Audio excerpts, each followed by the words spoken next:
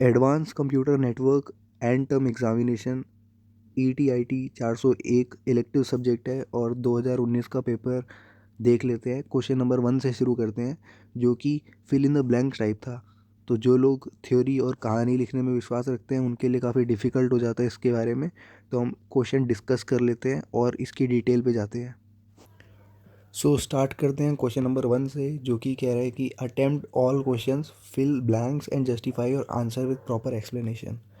तो इसमें क्या है कि ABCDH तक पार्ट है और पहला पार्ट है कि leaky bucket approach is use for dash control. तो लीकी बकेट अप्रोच जो होती है वो कंजेशन कंट्रोल के लिए यूज़ होती है।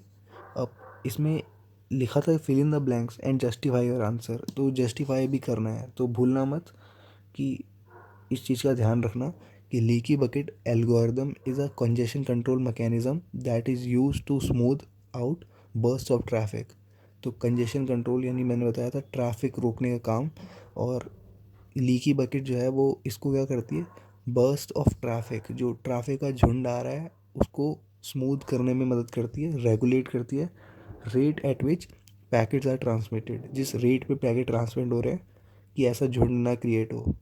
ठीक है, जैसे सिग्नल्स होते हैं ट्रैफिक लाइट सिग्नल्स, वैसे ही।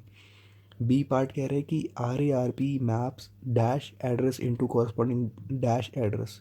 तो ये बहुत ही जेन्युइन और मतलब पूछे जाने लायक सवाल है, क्योंकि हमें पता है कि मैक एड्रेस को IP एड्रेस RARP करता है और ARP अभी देख लेते हैं यहाँ पे। RARP maps MAC address into corresponding IP address. तो reverse address resolution protocol, address resolution protocol, ये एक प्रोटोकॉल है यूज टू मैप फिजिकल या MAC address to IP address. ठीक है, तो रिवर्स की बात हो रही है तो फिजिकल से शुरू होगा और IP पे ख़त्म होगा। Reverse of address resolution protocol, तो R आ गया तो ARP का रिवर्स है ना, जो कि क्या करता है, मैप करता है IP एड्रेस को फिजिकल एड्रेस में। तो अगर तुम IP एड्रेस को फिजिकल एड्रेस में या मैक एड्रेस में कर मैप कर रहे हो तो तुम ARP यूज़ कर रहे हो, वाइल मैक टू IP जाएंगे तो RARP। ठीक है, अगला क्वेश्चन पूछता है कि OSPF is a routing protocol whereas BGP is a dash routing protocol. तो 2 डैश भरने हैं हमें, तो 2 नंबर का सवाल है ये देखो।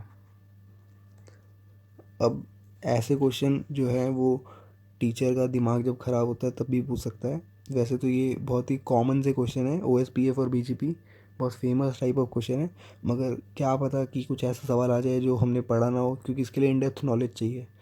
तो टीचर कैसे भी सवाल डाल सकते हैं, मगर घबराओ मत, कुछ क्वेश्चन हमारे हाथ में होंगे और बड़े नंबर वाले क्वेश्चन होंगे। तो OSPF जो है वो लिंक स्टेट राउटिंग प्रोटोकॉल है और BGP जो है packet path vector routing protocol है। और मैं दोनों के बारे में मैंने जब इम्पॉर्टेंट क्वेश्चन डिस्कस किया था यूनिट 1 और यूनिट 2 के, जिसमें मैंने मिड टर्म सेमेस्टर का एग्ज़ाम भी लिया था, तो दोनों को ही डिस्कस कर लिया था मैंने, है ना। तो ये दोनों के बारे में पहले डिटेल बात हो चुकी है, फिर भी मैंने छोटा सा लिख दिया है कि OSPF जो है कैलकुलेट करता है shortest path to destination based on cost of links, है ना। तो लिंक्स की बात है तो लिंक स्टेट राउटिंग प्रोटोकॉल में आता है, तो लिंक के कॉस्ट पे शॉर्टेस्ट पाथ कैलकुलेट करता है। While BGP path vector routing protocol है, use is network autonomous system. याद आया, मैंने ऑटोनोमस सिस्टम AS बता रहा था। Number 2 determine best path for the traffic follow. तो ये ट्रैफिक के लिए बेस्ट पाथ, तो ये दोनों हो गए। अगले पे आते हैं। अगला वाला काफ़ी मज़ेदार सवाल है, क्योंकि ये सवाल 4 नंबर का है और ये देखो, इतने इतने से में 4 नंबर अगर कवर हो रहे हैं तो तुम्हारा हाथ दर्द नहीं होगा लिखते लिखते। और ये क्वेश्चन रिपीटेड है, ठीक है, मैंने 2016 में भी ऐसा क्वेश्चन देखा था और आ सकता है आ जाए तो अच्छी बात है।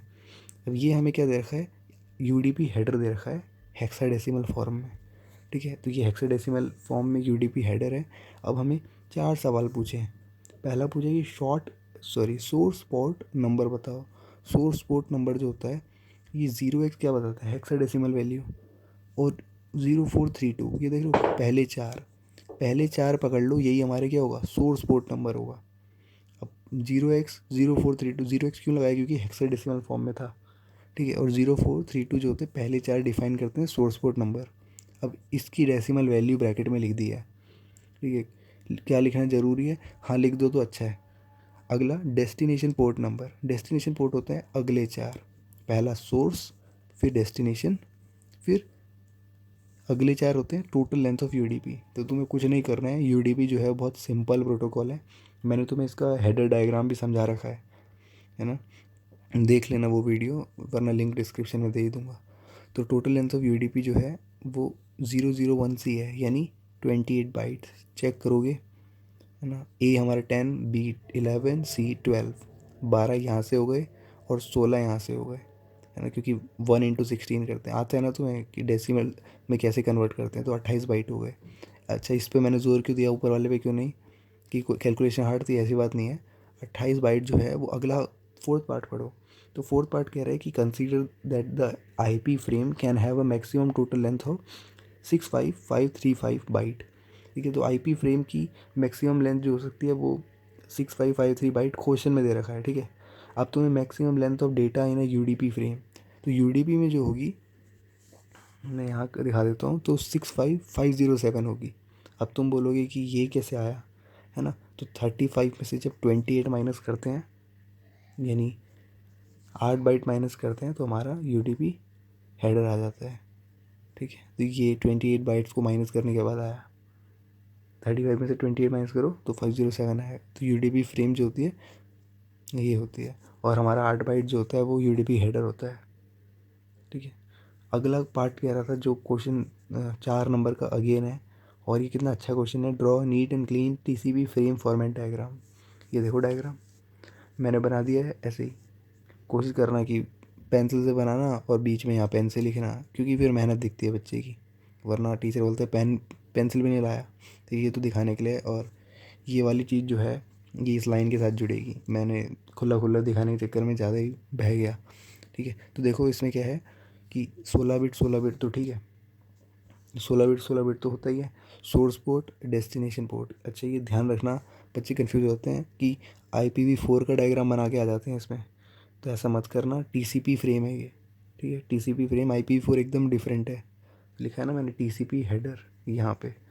तो देखो, सोर्स पोर्ट लिखना या डेस्टिनेशन पोर्ट लिखना, सीक्वेंस नंबर, और मैं कह रहा हूँ एक बारी में नहीं याद होगा ये, तो बार बार डायग्राम बना दो, अपने हाथ से बनाओगे जितना जल्दी उतना अच्छे से याद होगा। Source port destination port sequence number acknowledgement number, ठीक है, HDSA। फिर आता है हेडर लेंथ 4 बिट की, reverse bit 6 bit, URG urgent acknowledge ऐसे करके होते हैं, फिन बताया था, सिंक बताया था पिछली वीडियो में, सब कवर्ड है। URG ACK PSH RST SYN FIN, ये सब हमारे इस लाइन के ही अलॉन्ग आ जाएंगे। ये वैसे दिक्कत तो है नहीं, बात तो एक ही है। ये है विंडो साइज़ या एडवर्टीजमेंट विंडो भी कहते हैं उसको। फिर चेकसम अर्जेंट पॉइंटर, फिर ऑप्शंस हमारा 40 बाइट तक होता है, इसके अंदर पैडिंग वगैरह आ जाती है, तो तुम पैडिंग लिखना चाहो यहाँ पे पैडिंग भी लिख सकते हो। फिर यहाँ था डेटा ऑप्शनल। ठीक है, आया समझ में, तो ये था हमारा ई पार्ट। तो अब एफ पार्ट देख लेते हैं, difference between synchronous and asynchronous transmission. तो भले इसमें तीन तीन नंबर का है, मैंने 4 में लिख दिया। और एक अच्छी चीज़ देखी तुमने कि मेरे को ये लिखते वक्त स्पेस लिखना कम पड़ा और स्पेस ज़्यादा घेर लिया, तो ये अच्छी चीज़ है। तो मैंने क्या करा, फीचर्स सिंक्रोनस ट्रांसमिशन और असिंक्रोनस ट्रांसमिशन लिख दिया। अब चाहता तो मैं कहानी लिखता, तो वो लगता भी नहीं कि मैंने बड़ा बड़ा लिखा है। तो सिंक्रोनस में समझ में आ रहा है कि तुम्हारा टाइम के साथ सिंक होगा, तो रिक्वायर है सिग्नल क्लॉक सिग्नल, तो यहाँ पे नो क्लॉक सिग्नल रिक्वायर्ड। और सिंक्रोनस यानी कोई दिक्कत नहीं, ठीक है, रियल टाइम पे ज़रूरत ही नहीं है। डेटा ट्रांसफ़र बात करें तो डेटा ट्रांसफ़र इन ब्लॉक्स, यहाँ पे data transfer 1 byte at a time, एक बाइट एक बार में आती है।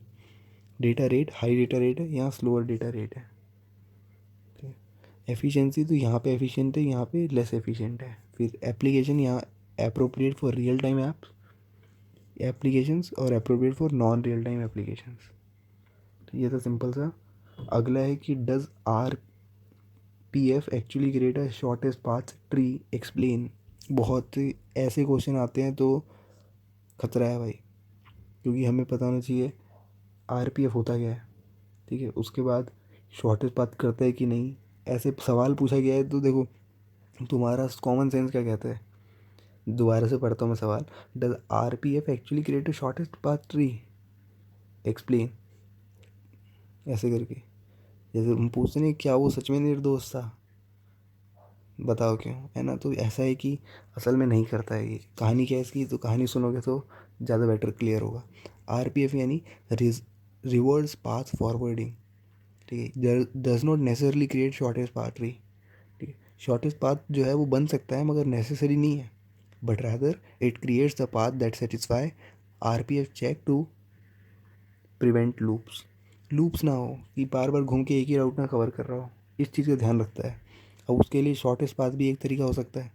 तो द एक्चुअल शॉर्टेस्ट पाथ में डिफर फ्रॉम द पाथ, है ना, chosen by RPF, because RPF does not consider metrics और cost associated with each link. तो हर लिंक पे मैट्रिक कॉस्ट नहीं देखता एक नेटवर्क में। तो ये तो सिंपल सा आंसर, जो एक्सप्लेनेशन मांगी थी उसका जवाब मिल गया, ठीक है। एच पार्ट भी देख लेते हैं। तो एच पार्ट में बोल रहे हैं कि right short note on the following, और ध्यान से पढ़ोगे तो अटैम्प्ट एनी टू बोल रहा है। तो मैंने तीनों अटैम्प्ट इसलिए करे क्योंकि तुम्हें पता चले, ठीक है। बहुत से बच्चे क्या करते हैं, पहला वाला नहीं लिखते हैं, नीचे के दो लिखते हैं, क्योंकि कहानी नीचे कहानी है ना। सोशल नेटवर्क किसको नहीं पता, बिग डेटा किसको नहीं पता। एनीवेज ये जो है वो दो सवाल थे 3-3 नंबर के, तो 6 का बन रहा था, तो इजी चीज़ है ना। तो देखो कि अब ये तुम्हारे ऊपर है कि अगर तुम 3 नंबर मतलब एक पेज लेके चलते हो तो 6 नंबर मतलब 2 पेज होता है, मगर तुम 3 नंबर मतलब 3 पॉइंट्स लेके चलते हो तो तुम्हें आंसर लिखने में आसानी होगी, ठीक है। तो पहला है कि voice over internet protocol VoIP के बारे में शॉर्ट नोट लिखना है। तो मैंने तीन की पॉइंट्स लिख दिए। पहला, वॉइस ओवर से ही समझ में आ रहा है कि allows voice communication over internet और other IP network. Second, convert voice signal into digital data, voice को डिजिटल डेटा में डाल करता है, तब जाके वो IP नेटवर्क पे सेंड करता है। अच्छा, VoIP कॉस्ट सेविंग और फीचर जैसे call forwarding, waiting, voice mail जैसे फीचर्स अलाउ करता है। अगला है कि कैरेक्टरिस्टिक्स ऑफ बिग डेटा क्या है। तो big data refer to a large volume of data, और उसकी कुछ की कैरेक्टरिस्टिक्स हैं। सम की कैरेक्टरिस्टिक्स आर, ये सारे के सारे वी हैं, ठीक है। और ये लिखने का कारण ऐसा है कि तुम चाहे तो बिग डेटा की कहानी लिख सकते हो और उसमें ये पॉइंट्स इंक्लूड कर सकते हो, या इन पॉइंट्स को ही कैरेक्टरिस्टिक बना के लिख सकते हो। तो पहला वी है वॉल्यूम के लिए, refers to the huge amount of data generated, कितना वॉल्यूम ऑफ डेटा जनरेट हो रहा है हर दिन एक इंडिविजुअली ऑर्गेनाइजेशन से, है ना। वेलोसिटी की बात करें तो refer to the speed at which data generate हो रहा है, कितना स्पीड पे डेटा जनरेट हो रहा है। वैरायटी यानी कितना डिफरेंट, यानी टेक्स्ट, वीडियो, इमेजेस एक ऑर्गेनाइजेशन में होता रहता है ऐसा, ठीक है। जैसे फॉर एग्जांपल जो हम गूगल सर्च करते हैं, 7 में से एक सर्च जो होता है वो यूनिक होता है, मतलब जो पहली बार गूगल पे सर्च हो रहा होगा, तो वो भी एक बिग डेटा का हिस्सा है। वैरायटी की बात करें तो वो सारी चीज़ें आ गई। वेरासिटी यानी quality of data and ability to trust the data, ठीक है, क्वालिटी और ट्रस्ट वर्दी है कि नहीं। वैल्यू यानी पोटेंशियल इंसाइट, जो हम डेटा से यूज़ कर पा रहे हैं, कि यूज़र रिजल्ट्स हमारे बेटर हो पा रहे हैं। आखिरी जो सोशल नेटवर्क है, इसके बारे में बताने की ज़रूरत नहीं है, फिर भी 3 लाइन लिखी है तो बता देता हूँ फटाफट। Online platform that allow individual to connect, ठीक है। सोशल नेटवर्क यानी सोशल मीडिया, तुम लिंक्डइन को दिमाग में रखो या तुम इंस्टाग्राम को दिमाग में रखो, तब तुम ये आंसर बड़ी आराम से कर पाओगे। कनेक्ट कर पाओगे लोगों से, कम्युनिकेट कर पाओगे। फीचर जैसे profile creation, messaging, sharing content etcetera can be use for personal and professional purpose as important tool for communication and networking. अगला पॉइंट जो था मैंने लिखा नहीं, मैं बता देता हूँ कि इससे प्राइवेसी में दिक्कत हो सकती है, कि कुछ लोग जो है वो अपनी प्राइवेसी हार्म कर देते हैं। कि मान लो अपना फ़ोटो खिंचवाई तो जो आई कार्ड पहना था उसमें सारी डिटेल थी, किसी ने वही आई कार्ड का यूज़ करके ऐसे ही करके करते हैं ना, हाँ, हमारी कंपनी में घुस गया, जो भी है। तो यही सब था। हाँ, पर्टिकुलरली अभी हम कम कम क्वेश्चन ले रहे हैं, जिससे कि वीडियो की लेंथ ज़्यादा ना हो और हम वैरायटी कवर कर पाएँ, ठीक है। तो अभी के लिए इतना ही, मिलते हैं बाद में।